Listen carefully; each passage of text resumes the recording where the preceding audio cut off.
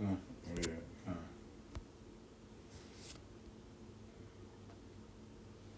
It's fine. All right, shalom, shalom. Shalom. First and foremost, as always, we go give all honor, praise, and glory to Yahweh, Bahashem, Yahushai, Bahashem, Rakakwadash. and double honors to the apostles and elders of Great Millstone who rule and teach where we learned this truth from. And may peace, mercy, and blessings be upon the hopeful elect that believe on this truth and sincerity. We the brothers from the JMS Cleveland branch coming back to the spirit, power, and mercy of Yahweh Bahashem Yahushai. And Lord willing, this be an edifying live stream. You know, as the title reads, how did the Israelites become Greek? How did the Israelites become Greek? Which the answer to that is found within the scriptures, you know, and also in secular history, which lines up with the scriptures, you know, and namely inside of the Apocrypha, you know, which you will only have to understand it first and foremost if it's given unto you by the Holy Spirit, and on top of that, if you going into the scriptures, you know. But if a brother could start with that Jeremiah 17:4, you know, because in every captivity, you know, Jake knew that they was Jake, of course, except for in America. But even prior to America, okay, namely the Greek Empire, some Israelites was forced to stop knowing that they was Israelites, as we gonna get into. This is Jeremiah chapter 17 and verse 4. It says, and thou even thyself shalt discontinue from thine heritage that I gave thee. And I will cause thee to serve thine enemies in the land which thou knowest not. For ye have kindled a fire in mine anger, which shall burn forever. So the Lord told Jeremiah he would discontinue from his heritage. I mean, he would stop knowing he was an Israelite. He would stop knowing the true power, the law, statutes, commandments that was given us, so on and so forth. Now we see the fullness of that here in America, okay, as a result of what happened during chattel slavery, when our language is beaten out of us and our customs and so on and so forth. But once again, these things started to take place prior to America, going back to the Greek Empire, okay, during the time of Antiochus Epiphanes, namely. If a brother could go to that, First Maccabees. Yeah, First Maccabees. All right, this book of First Maccabees, chapter 1, and I'll start at verse 7. It says, so Alexander reigned 12 years and then died, and his servants bare rule, every one in his place. Yeah, but that Alexander, what people know him today is Alexander the Great, or the Greek, which he was actually a Macedonian. He was actually an Edomite, you know. But nonetheless, he is a biblical figure, and also you can look him up if you type in Google, showing you that the secular history lines up with the Bible. Right. It's verse 9. And after his death, they all put crowns upon themselves, so did their sons after them many years. Because it said it mentioned his servants, but that was talking about his generals. You know, he had a few generals, but the scriptures focus on 4. Yep. Okay, you had Lysimachus, you had Seleucus, you had Ptolemy, you had Cassander. Yep. It says many years and evils were multiplied in the earth. Yep. So from the time period of the Greek Empire, when you had Alexander the Great rule, and then when he died, his generals, they came in and they split his kingdom into 4 parts, if you will. That's when evils was multiplied in the earth. And why was evils multiplied in the earth? Because the actual seed of the wicked, the sons of the wicked, you know, the Bible goes into 3 classifications of men. The sons of the wicked was in power. And the scripture tell you how when the if a brother could go to that, say when the wicked are multiplied, you know, something about transgression increasing. It's in the book of Proverbs 29:16.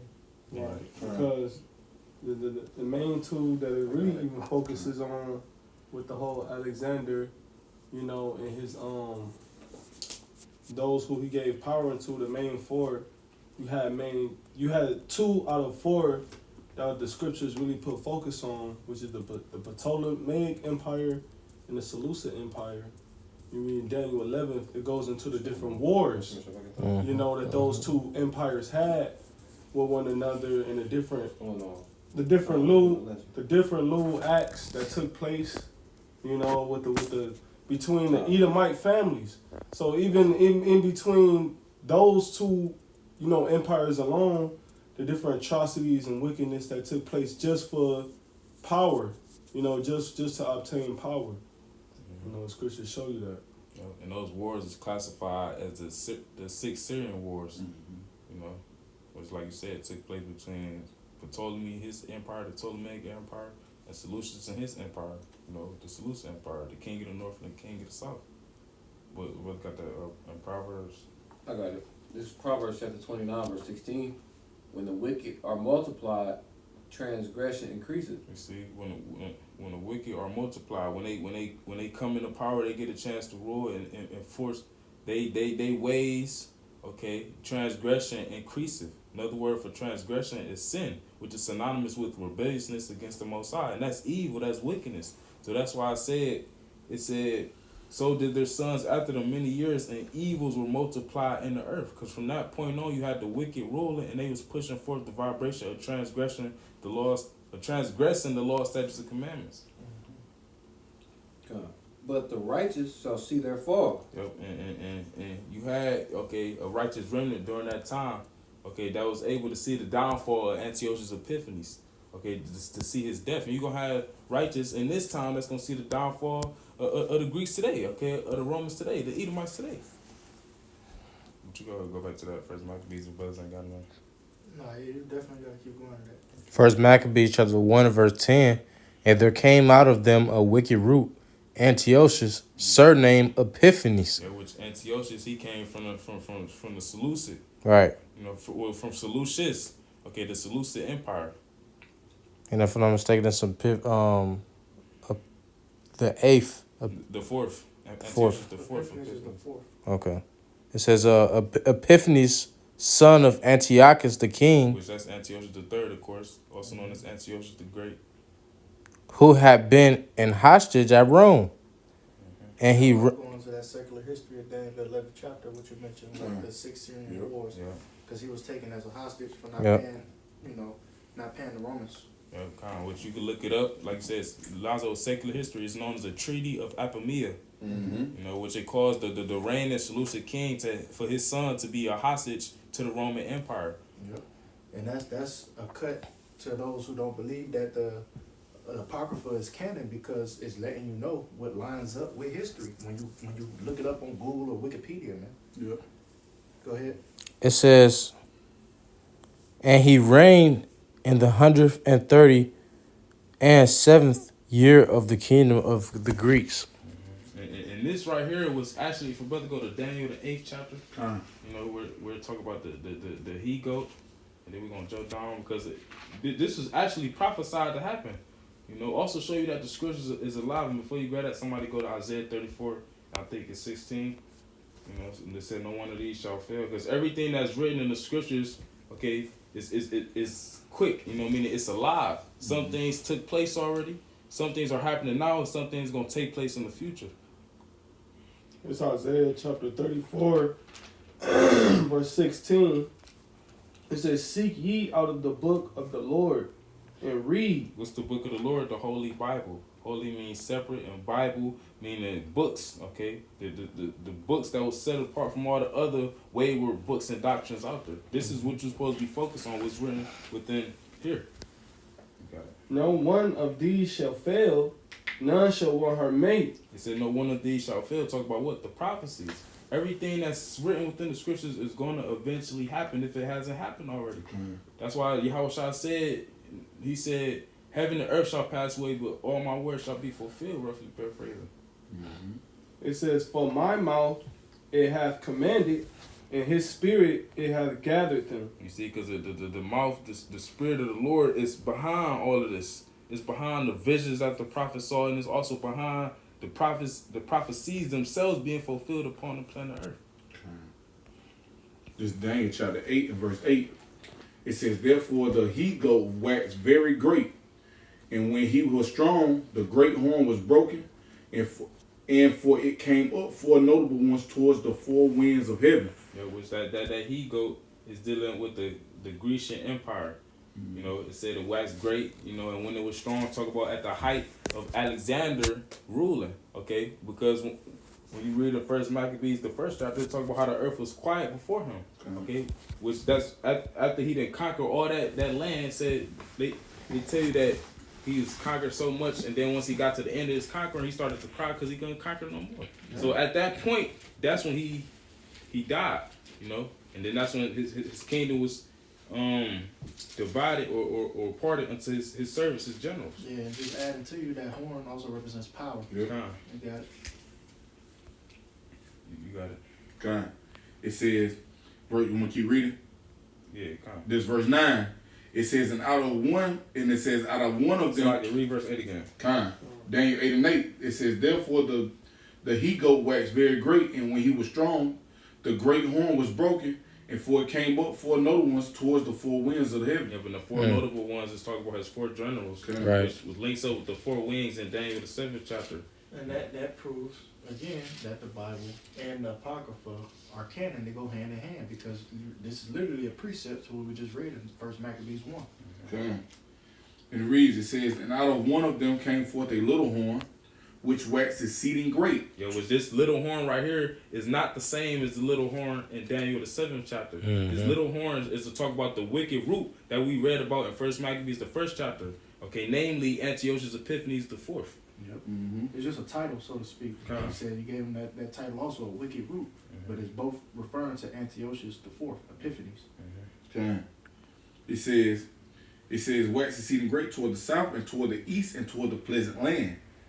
So let's talk about the land masses that he would conquer. Okay, towards Egypt, towards Armenia, and towards the pleasant land, which the pleasant land is what? Talking about Israel. And who was dwelling in Israel? The Israelites. Yep.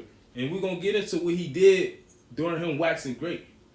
It says, and it waxed great even to the host of heaven, and it cast down some of the hosts and of the stars to the ground and stamped upon them. Yo, but that's going into him putting hell upon Jake, Yep. putting Jake to death, causing them to forsake the ways of Yahweh Shema Oshai, to forsake the covenant and to eat abominable foods. That's him waxing great even to the host of heaven and casting them down. Because when you cast down, that means you are brought to a very low estate. Con. It You says, could jump down to verse 21. Con. When you jump down to verse 21, it reads, it says, So like you can actually keep going just a little bit more. Con. So verse Daniel 8 and 11. Con's going. This Daniel 8 and 11, it says, yeah, he magnified himself even to the prince of the host. And by him the daily sacrifice was taken away, and the place of his sanctuary was cast down. Yeah, They go back to First Maccabees. I should have grabbed my sword. You're right, because there was more than one account of we were reading about the daily sacrifice being taken away. You know, that happened once under the Greeks and also under the Romans. You see what I'm saying? That took place. That and we're gonna get back into it into the First Maccabees, but you know what I'm saying, we're really reading about that account here. But go ahead. And if I could add, because the prince of the host is talking about the high priest at that time. Right. Which the high priest at that time, it was Onias. Yep. It was. No, I ain't talking about that. I was thinking about the wicked high priest. I'm saying he wasn't wicked. Onias wasn't wicked. Yeah, so and that's him waxing great against the high priest was him coming in, okay, and stopping the daily sacrifice. That's right. Okay, stopping Jake from doing what he was doing. Keeping our customs, our ways. And eventually going into the temples and taking things from the altars and, just being a wicked devil that he is, man. Kind. So with all that, like the brother's going to, when you see all this taking place, that mean you seeing somebody taking everything from a people. You taking that's the part of like we open up. You know what I'm saying? That's the falling away. You starting to see how a nation is being stripped of identity, Right? Stripped of who they are, stripped of who they are as a people. Hellenized. Right? Yep. Kind. Come on, there we go. So it says verse 12. It says, verse Daniel 8 and 12. It says, you want to keep reading right here, Zaquan? You can, if you want to, you can. Then you can jump down for the bro. Kind. This Daniel 8 and 12. It says, and the host was given him against the daily sacrifice by reason of transgression. And it was cast down, the truth to the ground, and it practiced and prospered. Meaning what? He was allowed, the Lord allowed him to set up abominations. It's talk about the abomination that make it desolate. That happened twice. That happened during the Greek Empire and also during the Roman Empire. Just like the daily sacrifice was taken away twice, if you will. So that the Lord allowed him to prosper in that practice. As we're going to read in 1 Maccabees. I'll jump down to 21 now. And it reads, it said Daniel 8 and 21. And it said, because the angel, it was times when the prophet was receiving these visions, sometimes the understanding was given unto them, Okay, certain parts was broken down, sometimes it wasn't. But here in this vision that Daniel received, it was broken down unto him. I going into it, this is Daniel 8:21, and it reads, it says, and the rough growth is the king of Grecia, and the great horn that is between his eyes is the first king. And who was the first king of the Greek Empire? Alexander the Great. But you can go back to that first Maccabees. This is the book of First Maccabees, chapter 1 and verse 12. It says, verse 11.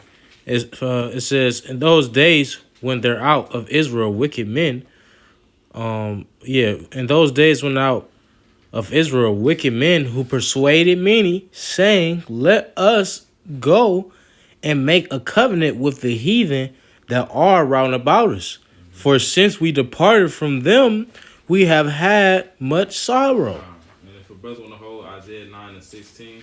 So at that time that Antiochus Epiphanes came into power, okay, it said once they're out of Israel, which the Israelites, the true Hebrew Israelites, is a so-called Negro, Latino, Native American man. But at that time, it was just the so-called Negroes, the African, so-called African American man, women and child, of course, and the so-called West Indian and so-called Haitian. Those were the ones that was predominantly in the land at that time. And at that time, you had wicked men, wicked leaders, okay, that was persuading the rest of our people, the wicked of our people, to follow after the customs that was being practiced and prospering at the time. It says, verse 12. It's like Isaiah 96. Isaiah chapter 9, verse 16. For the leaders of this people caused them to err. You see, and it was always wicked leaders amongst our people. Just as you got wicked niggas today, whether it be in a plantation Christianity church, whether it be in Islam, whether it be in rap culture, whatever it is, Jake that's teaching Jake, the wicked niggas of our the so-called celebrities or people of high status, the ones that's teaching our people to do things against the scriptures, they the same spirits from back then. And that's the spirit. Off camera, we was talking about Micah 7. In that chapter, it talks about the most upright of them is like a rear among the thorns or something like that. He said the best of them is as a briar. At the Wadi Abashimel Shah. So yeah, like even like your TD Jakes, the people who pretend to be outwardly pious, inwardly they wicked as hell, and they stray you away from your Abashimel Shah. Yeah, that's why the scriptures had to let Jay know, like all Israel ain't Israel. You know what I'm saying? Because everybody ain't gonna follow the customs of Yahweh Shema Shah. Ain't gonna show you the right way. You got Jake that's out for their own belly, so to speak. You know what I'm saying? Jake trying to fill their own belly. Jake, they out for their own gain. They ain't out for the betterment of Israel. You know what I'm saying? That's why it's so important to give your mind to the leaders of Israel, beginning with our apostles and elders of the great millstone, and break down the scriptures directly and correctly. Can you hold that where you say blind leaders of the blind? You can finish that. Yeah, Isaiah 9:16 again. For the leaders of this people cause them to err, and they that are led of them are destroyed. You see, and that's something that been happening. That's a recurring thing. Every time it will be wicked leaders set up, the wicked of our people will follow those wicked leaders, and in the end they will be destroyed. Because as we're gonna read, you had the niggas persuading many to follow after this, to wear hats and the gymnos and so on and so forth. But guess what? Even after that, Antiochus Epiphanes still was putting them niggas to death. Yep. And just for this point, I'm gonna start at 13. You know what I'm saying? It says this is Matthew 15 and 13. But he said, but he answered and said, every plant which my heavenly Father have not planted shall be rooted up, because they're gonna be destroyed. Like the brother just said. You know what I'm saying? Everybody ain't out to do the bidding of Yahweh Shema Shah, but you out with a ulterior motive of trying to do it another way or go up another way. You're gonna be rooted up in the end. It said, but verse 14, it says, let them alone. They be blind leaders of the blind. It says, and if the blind lead the blind, both shall fall into a ditch. You know what I'm saying? So that's what's gonna happen in that ditch. That's destruction. You know what I'm saying? So you following the people that ain't you following men that the Lord ultimately haven't really set up, following after the things that they're teaching, and you won't see these things coming to pass. So they teach you bullshit. They're not teaching you 100% doctrine. The same ditch that they're gonna fall into is the same ditch you're gonna fall into following them. Okay. You go back to that First Maccabees chapter 1 and verse 12. It says, so this device pleased them well. A device, this invention, this thought process, this plan, this plot, they thought it was okay to be forsaking Yahweh Shema Shah and following after the ways of the Edomite. of the heathen, just as niggas do today. When niggas cutting their beards and shaving their heads and dressing up like women, okay, and putting the women over them, they think it's okay because this was all promoted and forwarded by our oppressors, okay? The self-proclaimed white man, the Edomite. They think it's okay. They said this device pleased them well. Verse 13, then certain of the people were so forward herein that they went to the king, who gave them license to do after the ordinances of the heathen. Which another word for license is a permission, you know. Yep. Mm. And then too, like brother said, so he said gave permission, what said license to go out to learn the ways of the heathen. So it's showing you that they're now beginning to learn another way that's contrary to the ways that they've been brought up into.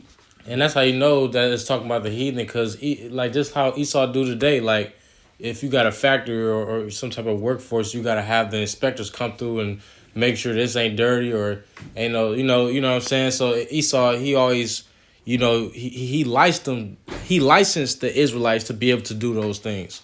You know, that's also a part of them being Hellenized, them going into that covenant. You know. Yep, because they're using the word covenant. Yep, because a covenant is an agreement. Yep. You know, a contract. Mm-hmm. You know, a promise. A promise, yeah. A bond.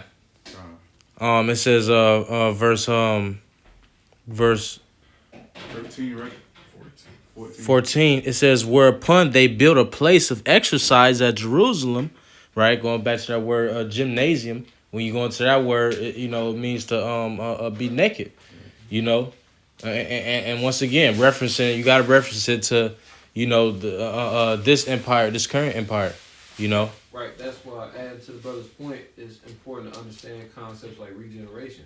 Mm-hmm. Because these same spirits, right, they back. That's why you go to Planet Fitness and you see an old ass Edomite, butterball ass naked. That's right. Yeah, that is true though. Damn locker rooms, motherfucker, down to the damn bone. Yeah. And shit, you even seeing it to the point now, for real, not to jump off topic, but you seeing it to the point now when you go into these gyms, the motherfuckers that's in the gyms, you be like, these motherfuckers literally, they damn near ass naked working out. You be like, what the fuck? Like, you know what I'm saying? Like, where the fuck your clothes at? You right, Like real shit. Women. Yeah, exactly. Because what they be having on? Tight ass clothes, leggings. And like you say, even the men